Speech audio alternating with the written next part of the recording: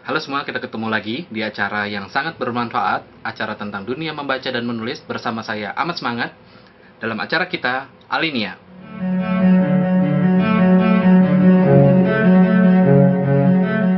Kabar gembira buat para penggemar Dunia Sophie, karya Jostein Gaarder, karena Jostein Gaarder datang ke Indonesia. Dan selain datang ke Indonesia selama 2 hari, Jostein Gaarder juga menyempatkan diri untuk menemui para pembacanya. Dan ini adalah gold edition dari Dunia Sophie yang saya dapatkan di acara temu penulis Jostein Gaarder. Dan saya dapat tanda tangan Jostein Gaarder. Mau tahu gimana serunya pertemuan dengan Jostein Gaarder? Silakan tonton yang habis ini.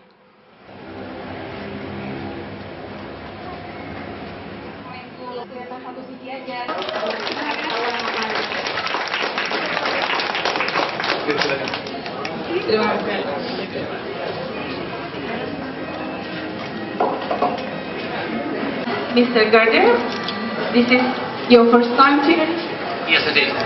And how do you like it? I came yesterday, so I'm a little confused, of course, I had to wake up at 4 o'clock in the morning without being able to sleep. I'm also confused, but I'm very happy to be here.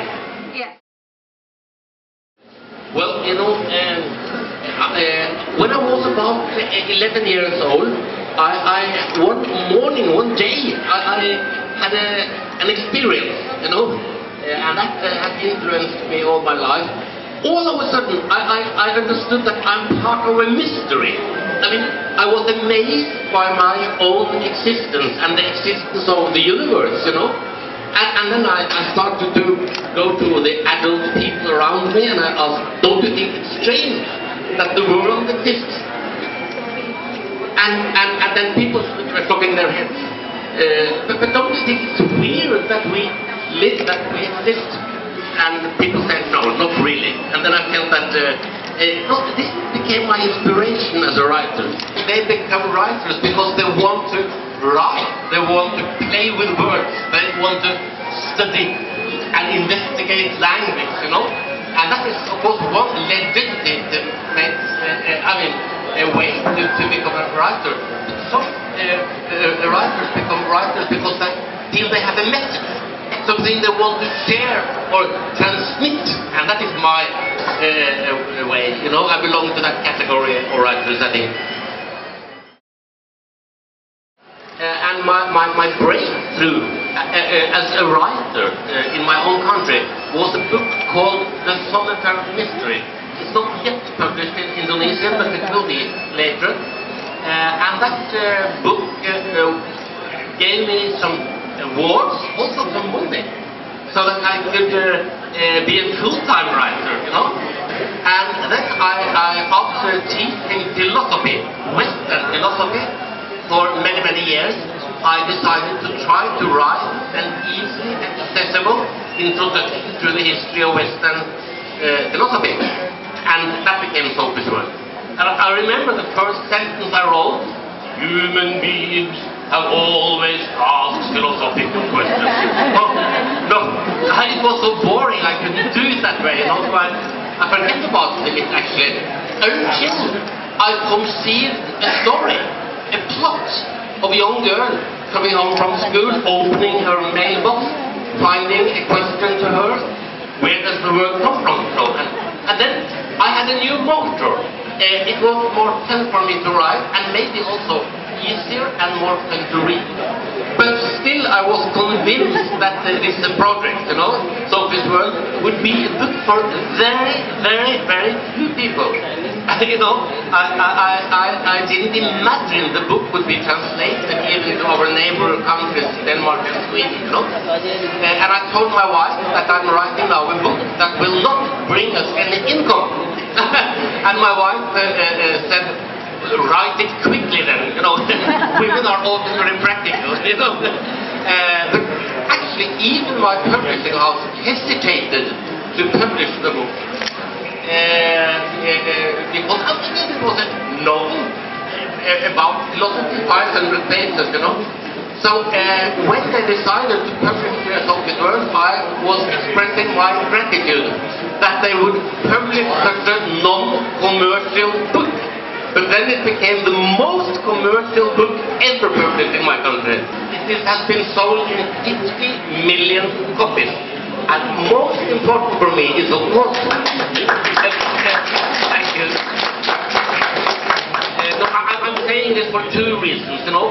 One is that the most happy thing about it is that it's open for all my other books also to be translated everywhere. Now, I'm telling this also to excuse myself, because if I knew that Sophie's World would be published in Indonesian language, in 5 different Indian languages, you know, I mean all around the world, then I would have written another book. I would have included more Indian philosophy, more Chinese philosophy, more Muslim thinking, more Sufism, you know, because I have also studied, you know, foreign philosophy. Actually, I have written books for schools about the world religions, including philosophical aspects of the world religions. But I thought the book should only be read by teenagers in my own country, and that I had to have some limits, you know. 500 pages was enough. Is the question, if you had written Sophie's World today, it's 20 years since I wrote it, would you write it differently? And the answer is yes, because I would have written more about the environment, more about the climate.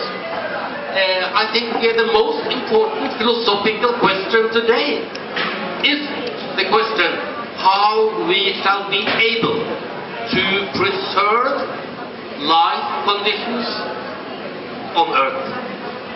And it's a philosophical question.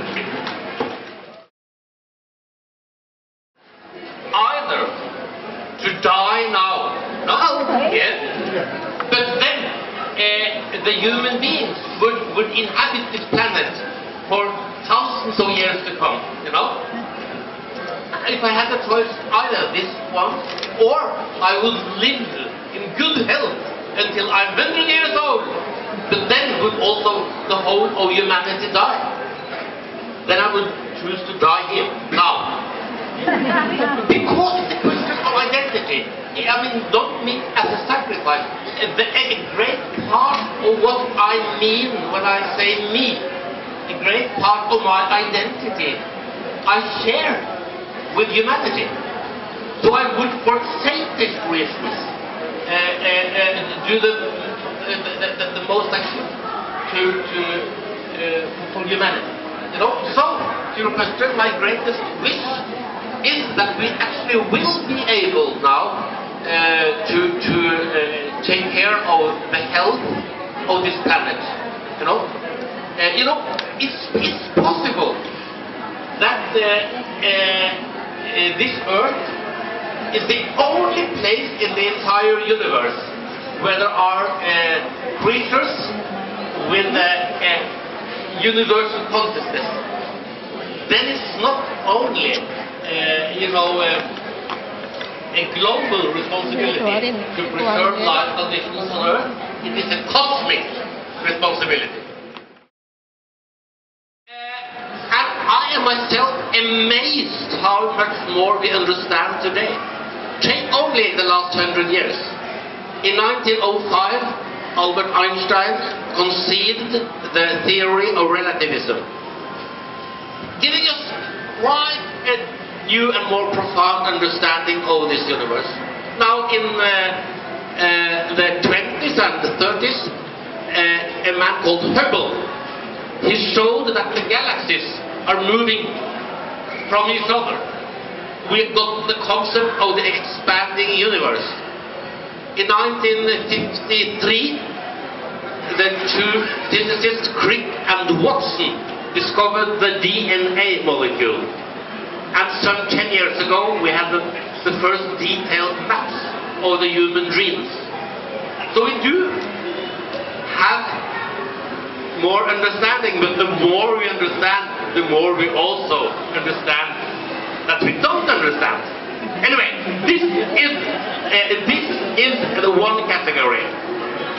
Then there is another category. Questions like, what is justice? What is a just society? What is a good life? What is happy life? What is happiness?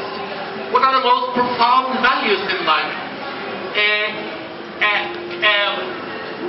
These questions, what is love?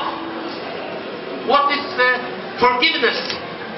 These questions don't have a specific answer. So we have to ask these questions again and again and again and again in all classrooms and all individuals. We cannot expect to achieve friendship or love without asking the question, what is friendship? What is love? We cannot expect to build a just society without asking the question, what is justice? Itu semua sajian ALINEA episode kali ini. Semoga bermanfaat buat teman-teman untuk semakin mencintai dunia membaca dan menulis. Untuk informasi dan update terkini, silakan kunjungi blog scriptozoid.wordpress.com atau follow Twitter @scriptozoid untuk mendapatkan informasi terkini tentang apa yang akan kita liput berikutnya. Kalau punya inputan, punya usulan, silakan juga kirim ke email kami di scriptozoid@gmail.com. Oke, sudah dicatat semuanya. Sampai kita ketemu di episode berikutnya. Ciao!